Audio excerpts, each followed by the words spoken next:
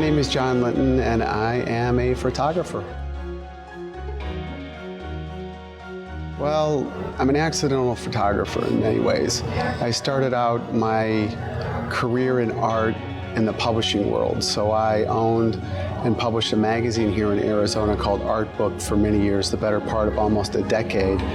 So I had officed with a man in the publishing business, and he sadly was involved in a car accident. They had prescribed an opioid.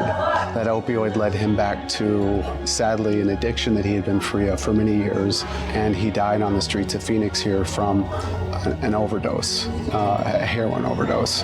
So I decided to use art as an instrument. I'd played around with a camera for many years, and I decided to use art as an instrument to pay honor to his memory and at the same time give a voice to the voiceless. And that would be a way of honoring this gentleman and at the same time creating some awareness for a social ill here in Phoenix. Yeah, as far as the photography is concerned and the way that I present the work in black and white as opposed to color, people like Ansel Adams, he's always been a big influence.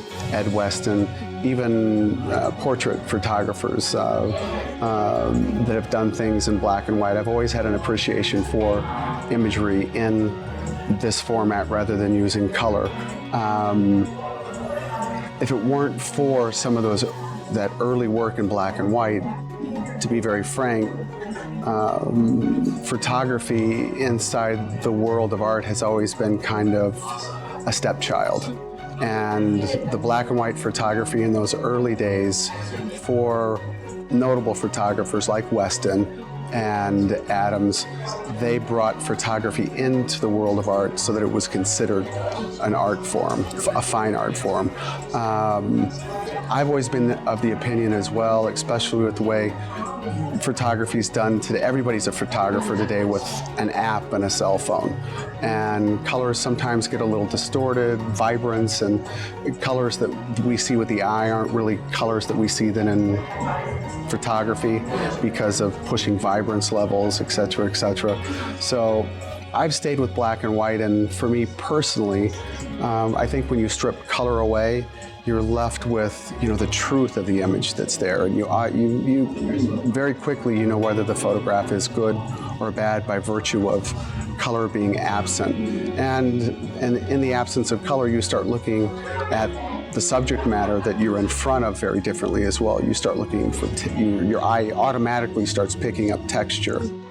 Even the piece that's directly behind me is a photograph of a desert road. And you almost feel like you can walk into the piece because of the texture that you see, the shadows and the way light plays so important on black and white photography. So I've stayed true to black and white and very rarely fuss around with color.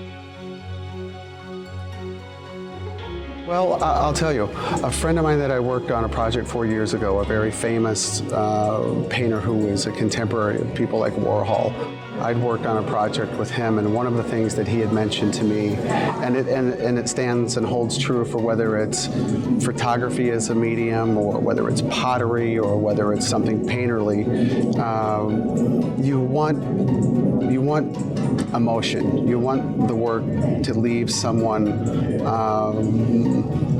in a certain degree. It has to create feeling or mood. And I guess in a word, if we walk by a piece of work, and these were Fritz Schulder's words, not my own, but I've certainly adopted them and understand them very well. In a word, it's mystery.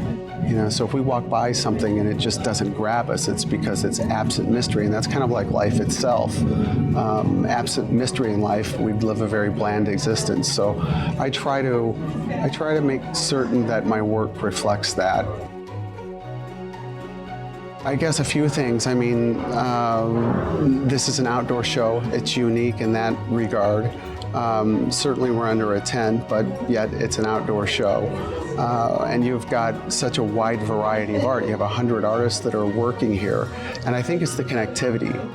people, you can walk into a gallery and make purchase of a piece of art, and you can talk to the gallerist that's there or the gallery owner, and they can share the story about the art, but they can't share the intimate details of the work the way an artist can. And that affords the buyers that are here or the collectors an opportunity to really have a connection to the work and to the artist, and that's really what sets this apart from so many other shows.